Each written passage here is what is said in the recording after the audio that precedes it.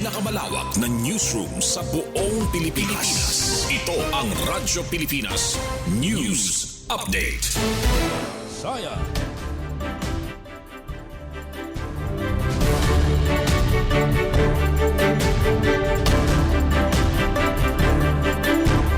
Philippine Standard Time.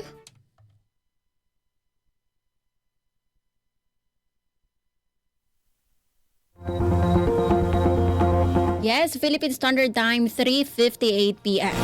Maupay nga kulo pa sa iyo nga tanan. Asya ini ang mga balita yan na nga oras.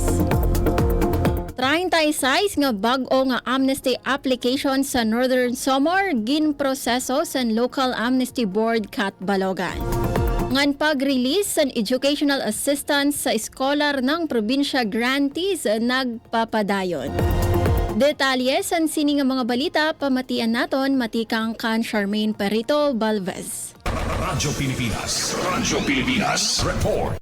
Ginproseso sa Local Amnesty Board sa Catbalogan ang aplikasyon sa amnesty program sa 36 nga mga friends rescued FR sa Northern Samar durante sang ginbuhat nga orientation ug intake session na hibaruan sa mga FRs ang proseso tikang sa aplikasyon hangtod sa final approval sa Office of the President pati naliwat kung nano nga mga kaso ang sakop sa amnesty ug nano ang diri. Pinaagi sa amnesty program matatagan oportunidad ang mga anay miyembro sa mga armado nga grupo nga utro mabuhi san legal ug luwas. Lain pa san legal nga proteksyon makakabulig ang programa sa pagbalik sa normal nga kinabuhi san mga FRs, paghatag tsansa sa edukasyon, panginabuhian ug utro maging parte sa komunidad nga waray kahadlok.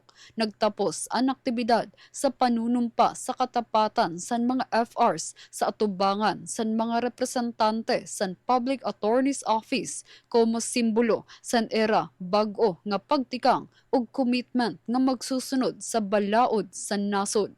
Balita sa Northern Samar.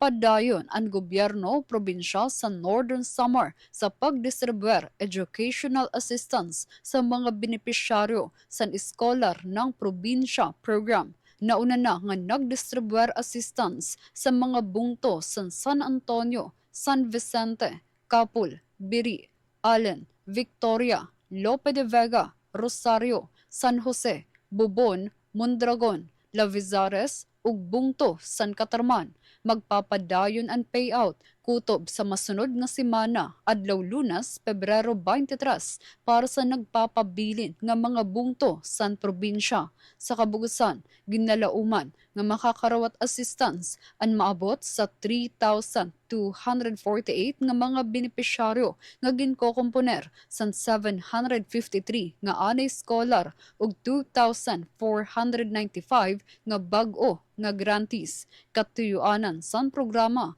nga maibanan ang garastuson san mga pamilya ug mas sigurado nga maipapadayon san mga estudyante ang ira pag-aram. Para sa Bagong Pilipinas, Charmaine Perito Balvez, Radyo Pilipinas, Radyo Publiko, Calbayog.